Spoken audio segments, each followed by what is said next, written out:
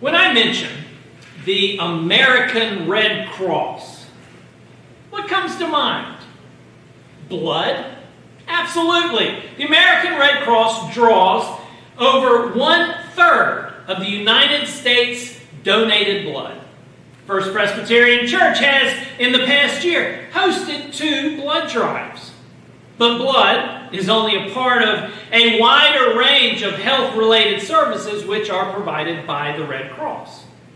The Red Cross also offers training services. How many of you have been Red Cross certified in first aid or CPR, life-saving, babysitting, or something else? The Red Cross also offers comprehensive disaster response services, bringing aid in the wake of hurricanes, tornadoes, floods, earthquakes, explosions, home and apartment fires, and more.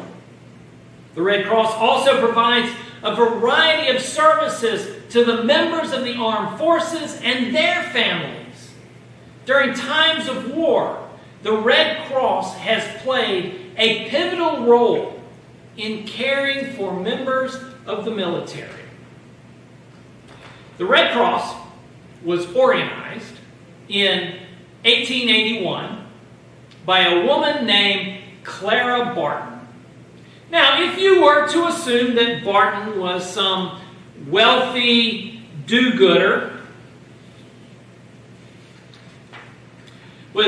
who was founding a charitable organization in order to simply bolster her reputation in society, you could not be more wrong.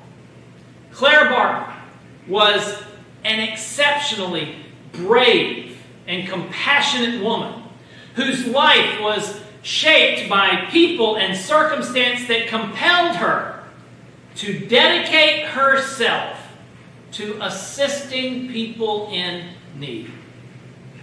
And this year, we celebrate the 200th anniversary of the birth of Clara Barton. Clara Barton was born on Christmas Day in 1821. She was born in North Oxford, Massachusetts, the youngest of 5 children. When Clara Barton was just 10 years old, her brother, David, fell from a roof during a barn raising, and he suffered a severe head injury. And Clara, the little sister, assigned herself the task of nursing her brother. And she did so, remained committed for 2 years, well after the doctors had given up on him. He made a full recovery. Caring for the injured would become the theme of Clara Barton's life. As a child, she was timid and painfully shy. And to fight this shyness, her parents encouraged her to become a school teacher of all things. And so she earned her teaching certificate at age 17. And then for the next 12 years led a highly successful career as an educator. In the beginning, she recalls that she was so nervous teaching in front of a class that she would start each day reading from the Bible until she calmed down. She became highly regarded in her field and eventually was contracted to organize a new school in the town of Edington, New Jersey. And this would in fact be the first public school in the entire state of New Jersey. The school founding went well. It was highly successful. However, when the town hired a man to replace Clara Barton as principal and then paid him twice the salary, she quit. She later said about this incident, "I may sometimes be willing to teach for nothing, but if paid at all, I shall never do a man's work for less than a man's pay." In 1855, Barton moved to Washington, D.C., and she embarked upon a second career as a clerk in the U.S. Patent Office. And this position was a first for a woman, and she here received a salary equal to the men. However, she was at this job subjected to abuse and slander from the men in the office. And also, because of political opposition to women working in government at the time, her job was downgraded. And then, under the administration of President James Buchanan, her job was phased out entirely, and so she returned to Massachusetts. But when Abraham Lincoln was elected president, she was able to return to her job at the Patent Office. On April 19th, 1861, while Barton was in Washington, the first bloodshed of the Civil War took place at an event that is known as the Baltimore Riots. Just a week earlier, Fort Sumter had fallen, and federal troops had been called to Washington to protect the capital city. Soldiers from Massachusetts responded, among many others, and were traveling by train from Boston down to Washington. But at Baltimore, they needed to transfer between train stations. And while doing so, they were ambushed by a mob of Southern sympathizers and anti-war protesters. The soldiers made it to the train station that they needed to get to and then on to Washington, but 4 of their number had been killed in the attack and several dozen wounded. They were forced to abandon much of their gear in Baltimore, and they arrived in Washington with little more than the clothes they were wearing. In D.C., the wounded were taken to the Capitol building and placed in a makeshift hospital in the not yet completed Senate chamber. When Clara Barton heard about this, she left work at the Patent Office so that she could help these men.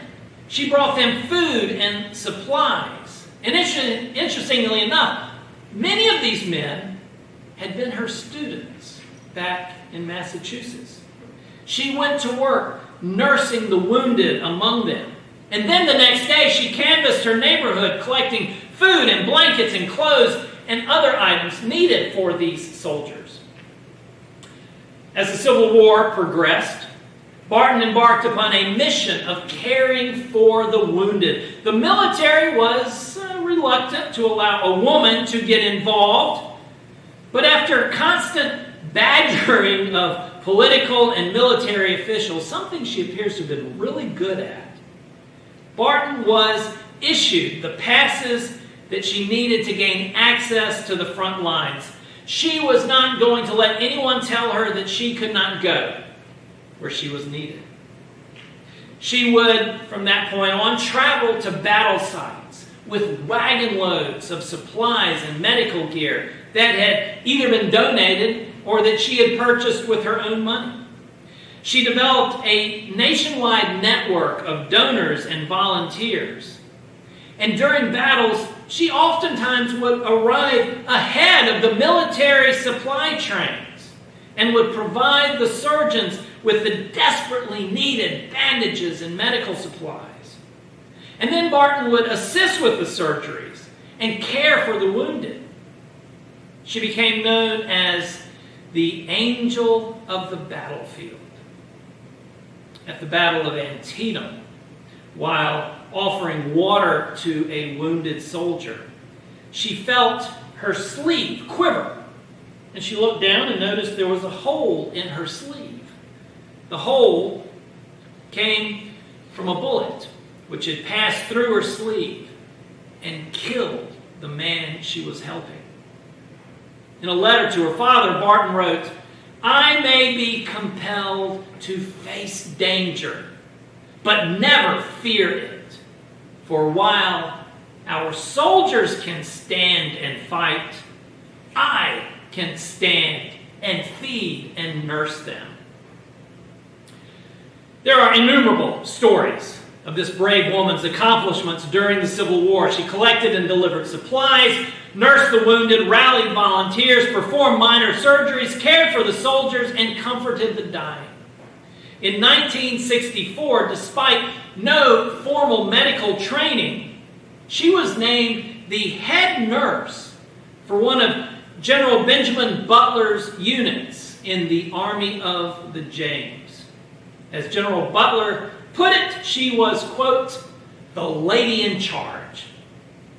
She never allowed the borders of society's expectations to keep her from going where she needed to be, where people were injured or wounded. Towards the end of the war, sanctioned by President Abraham Lincoln, Barton then assumed the task of helping locate the bodies of missing soldiers and then communicating with their families. She headed up the Missing Soldiers Office and labored there for 4 years without any pay. Her work led her to the infamous Andersonville prison in Georgia. She eventually would compile the master list of the war's missing soldiers, most who died in POW camps, 13,000 at Andersonville alone. Her work provided closure to countless families. In 1869, Barton traveled to Europe on doctor's orders to get rest. And it was there that she learned of the work of the newly created International Committee of the Red Cross.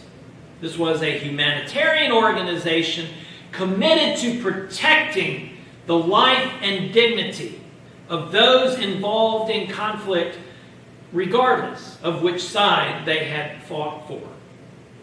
Barton became determined to create an American arm of this organization. The U.S., however, they were reluctant to participate in any organization like this. President Rutherford Hayes worried at the time that the treaty would be seen as a, quote, possible entangling alliance with the nations of Europe. And so, it took Clara Barton 10 years of writing and lecturing and preaching and badgering officials in order to change American opinion.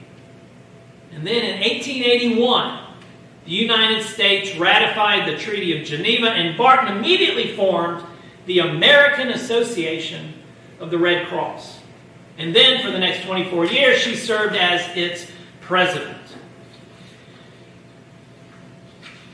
As president, she traveled to disaster areas across the U.S. and even across the world. She went to Russia to deliver food to the victims of famine. She went to Cuba during the Spanish-American War, and there, at age 76, served once again as a battlefield nurse. At the request of President McKinley, she set up several Red Cross orphanages in Cuba for the children left homeless by that war. Clara Barton retired from the Red Cross in 1904 and died in 1912 at the age of 91. She was, without a doubt, an American hero. She led a life wholly devoted to serving others. Reading from our passage today from 1 Corinthians, Paul's description of himself that we find here reminds me of the life of Clara Barton. Paul explains in this passage that he preaches the gospel because it is an obligation that has been laid upon him. Woe to me, he says, woe to me if I do not proclaim the gospel. He can't help but do it because it's his calling, it's his mission. In another letter, Paul has offered us a brief autobiographical sketch. He was born a Jew. He was circumcised. He was a member of the tribe of Benjamin. He was righteous He was a Pharisee. He was a zealot, persecuting the Christian church. And despite all this, he was called by Christ to follow Christ and to preach the good news. The greatest value in his life, he discovered, is to know Jesus Christ. Paul tells us that what sets him apart is the fact that God had called him, had laid on his shoulders that holy obligation to preach the gospel. And because of this obligation, Paul traveled the world relentlessly, sharing the gospel of Christ, establishing new worshiping communities, and collecting donations for the church in Jerusalem. During his missions, he suffered much. He was imprisoned. He was shipwrecked. He became ill. He was run out of town, and more. Paul likely died in his service to the Lord. And today we view Paul as one of the greats of the Christian church, not just because of his accomplishments, which were many, but because his life wholly reflected his calling to Christ. His life mirrored his mission. Like Paul, Clara Barton traveled the world with her message of healing the wounded and bringing dignity to the distressed. She set up orphanages, hospitals, and schools. She taught first aid so that people might learn how to literally save lives. She inspired people to volunteer and to give generously. About helping people, she wrote, "You must never so much think as whether you like it or not, whether it is bearable or not. You must never think of anything except the need and how to meet it." Clara Barton's life reflected her calling to serve. She nursed her brother. She nursed the soldiers. She nursed an entire nation. That was the trajectory of her life. And about this she wrote, "The door that nobody else will go in at always seems to swing wide open for me." When a door opened, a door to helping people, no matter where it led, Clara Barton marched through. So my question for you today is this: what doors have been opened to you? In what way is God calling you to serve? And how are you responding? When we choose to follow Christ, we can model our lives after the Apostle Paul, as well as be inspired by someone like Clara Barton. Or maybe we might choose to be inspired by someone closer to us, maybe one of the saints of the church. But ultimately, however, it is imperative that when a door is open for us, that we will choose to walk through, because there we will find our Christ.